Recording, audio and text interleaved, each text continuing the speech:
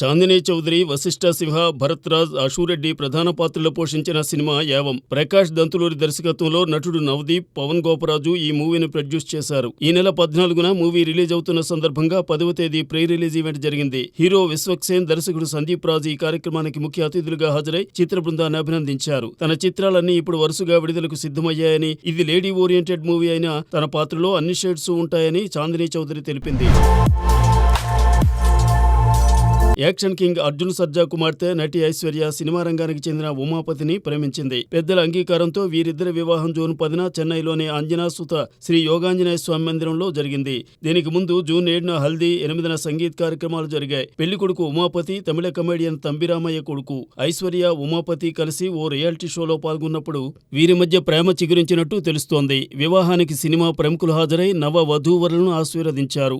ఇదే నెల 14న చెన్నై లీలా ప్యాలెస్ లో వెడ్డింగ్ రిసెప్షన్ జరగబోతోంది.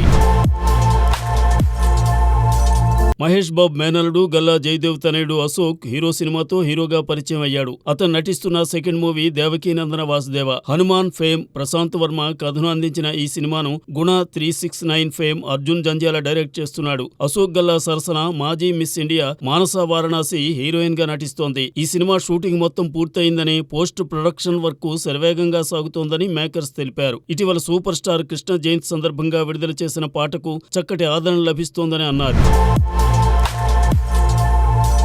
బోలెడన్ని ఆశలతో ఒడిశా నుండి ముంబై చేరింది నూర్ మాల్బికా దాస్. అయితే కొన్ని చిత్రాల్లో అవకాశాలు వచ్చినా బ్రేక్ మాత్రం రాలేదు. దాంతో డిప్రెషన్ కు లోనై ముంబైలో తానుండే అపార్ట్మెంట్ లో ఆత్మహత్య చేసుకుంది. పక్క ఫ్లాట్ వాళ్ళు దుర్వాసన రావడంతో పోలీసులకు ఫిర్యాదు చేయగా నూరు ఆత్మహత్య ఉదంతం బయటపడింది. ఆమె జూన్ 6నే సూసైడ్ చేసుకున్నట్టు వారు గుర్తించారు. అయితే 37 సంవత్సరాల వయసులో నూర్ మాల్బికా దాస్ ఆత్మహత్య చేసుకోవడం శోచనీయమని, ఈ మృతికి కారణాలను శోధించాలంటూ ముంబై ఫిల్మ్ ఫెడరేషన్ నాయకులు ముఖ్యమంత్రి ఏక్నాథ్ షిండేను కోరారు. నటిగా మారక మునుపు నూర్ ఎయిర్ హోస్టెస్ గాను పనిచేసింది. చివరగా ఆమె కాజోల్, జిషు సేన్ గుప్తా ది ట్రైల్లో నటించింది.